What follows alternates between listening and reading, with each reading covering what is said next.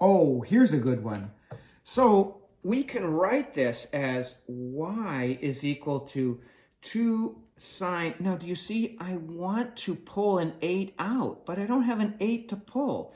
So I can write this as 8x plus, well, I'm going to write this as 2 pi plus 2. But in order to get 8, I have to multiply by 4. If I multiply the numerator by 4, I multiply the denominator 4. Notice, what is 2 pi times 1? Well, it's simply 2 pi. So I've not changed anything here.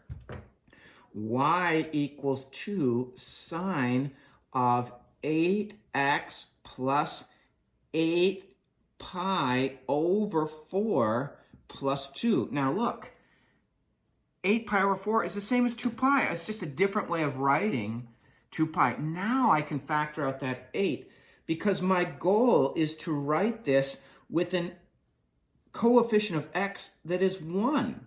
Plus, if I pull an 8 out, I'm going to be left with pi over 4 plus 2. So what looked very daunting in the beginning is quite manageable. Notice that I have an amplitude here of 2. And because it's a positive sign, I know it goes 0 max, 0 min, 0. My b here is 8. That means the period is 2 pi over b, which is going to be pi over 4. So you can see the 8 really shrunk us. I can read this directly and say this is going to be to the left by pi over 4 and up to, based on my C and my D. So I'm going to start this at 8 times x plus pi over 4 equals 0. Well, if I'm moving the parent function to the left pi over 4, I should start at negative pi over 4. Let's see. Divide both sides by 8. We're left with x plus pi over 4 equals 0. So x equals negative pi over 4. That's where we're starting. And if the period is, where's our, oh, we didn't do the period yet. Sorry, period. Oh no, here it is, pi over 4. If we're starting at negative pi over 4 and our period, we're going forward pi over 4, we should be stopping at 0. Let's see, does that work out? I'm anticipating 0. 8 times x plus pi over 4 equals 2 pi. Divide both sides by 8, x plus pi over 4. 2 pi over 8 is pi over 4 minus pi over 4, x equals 0. Oh yeah, it worked out just fine. So here is my graph. I'm going to move this over just so you can see it a little better. I'm going to make a y-axis here because I have to move it to the left.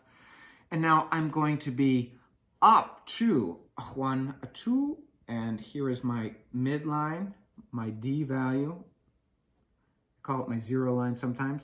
And from there, I'm going to go up 2 and down 2. So I'm going to be up to 4 and down at 0.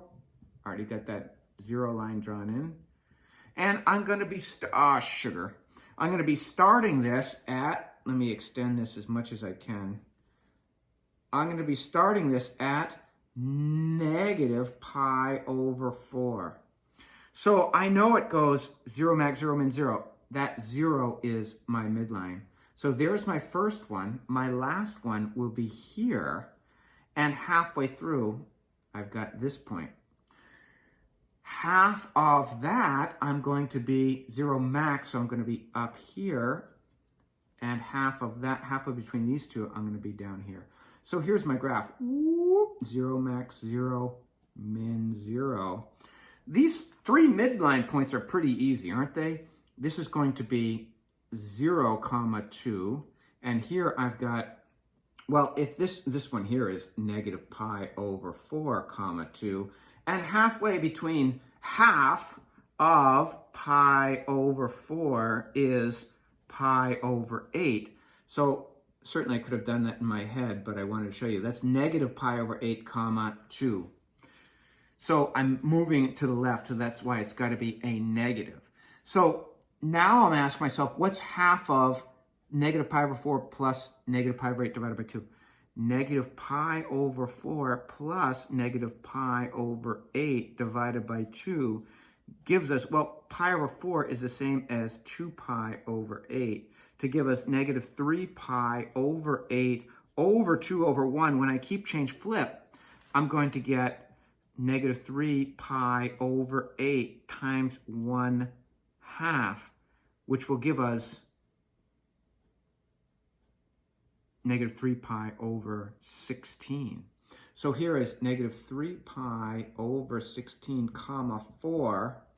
And if I want to find this point here, I'll have to take the average of negative pi over 8 and 0. Well, I can already see that's going to be half of negative pi over 8. 1/2 times negative pi over 8 is negative pi over 16 comma 0.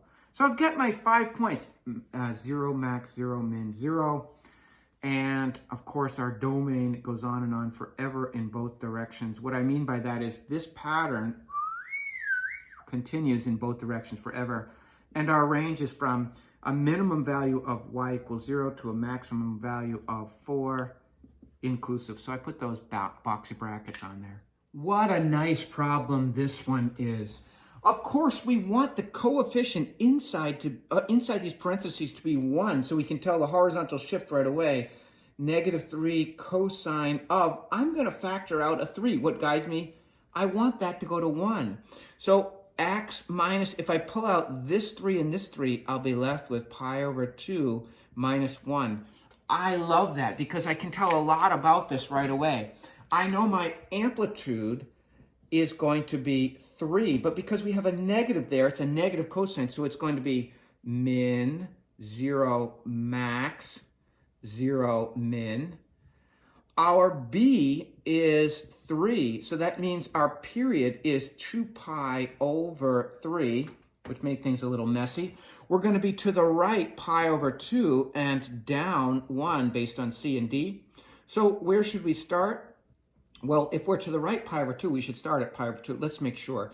3 times x minus pi over 2 equals 0. Divide by 3, we get x minus pi over 2 equals 0. So x equals pi over 2. That's where we're starting.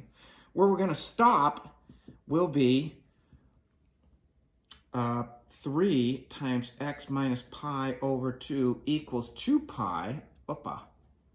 So if I divide both sides by 3, I get x minus pi over 2 equals 2 pi over 3. So x is equal to 2 pi over 3 plus pi over 2. Common denominators would be 6. So if I write this over 6, 3 times 2 is 6. So this is 4 pi over 6 plus, if I do a 6 here, 2 times 3, so 3. Notice that 3 pi over 6 is the same as pi over 2. And if I simplify 4 pi over 6, I get 2 pi over 3. So x is equal to 7 pi over 6. So I think I'm ready to graph this now. I'm going to write everything in terms of pi's over 6. So here is 1 pi over 6. Here is 2 pi over 6. Here is 3 pi over 6. Here is 4 pi over 6. Here is 5 pi over 6. Here is 6 pi over 6. Of course, it's 1 pi. And 7 pi over 6. I know I'm starting at pi over 6. We're down 1. Here is negative 1. That's my midline here. A little messy. Sorry about that. And I'm going to go down 3 from there. So that puts us at negative 4. And if I go up 3 from there, that puts us at 2.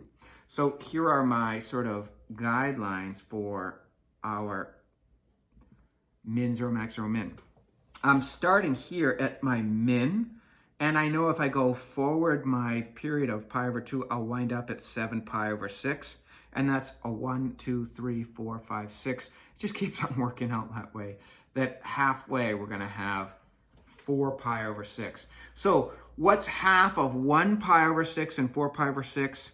Well, that would be 1 pi over 6 plus 4 pi over 6 is 5 pi over 6 divided by 2, which is the same as keep, change, flip. 5 pi over 6 times 1/2 is 5 pi over 12.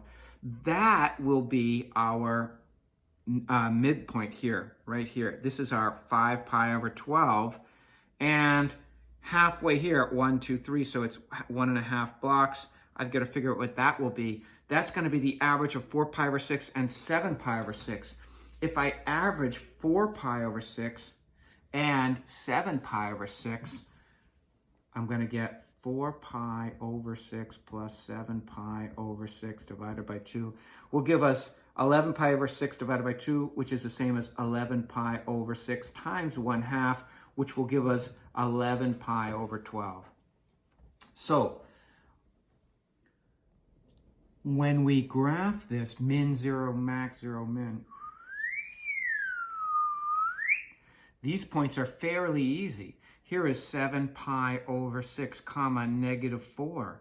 Here is pi over 6 comma negative 4. And our max is going to be 4 pi over 6 comma 2. Now, if you want to write that as 2 pi over 3, that's fine. We did the math here. When we found the average of 4 pi over 6 and 1 pi over 6, we got 5 pi over 12 comma negative 1. And of course, when we did the math here, we found the average of 4 pi over 6 and 7 pi over 6. We got 11 pi over 12 comma negative 1. Our domain is all real numbers, of course, because this is going to continue on and on.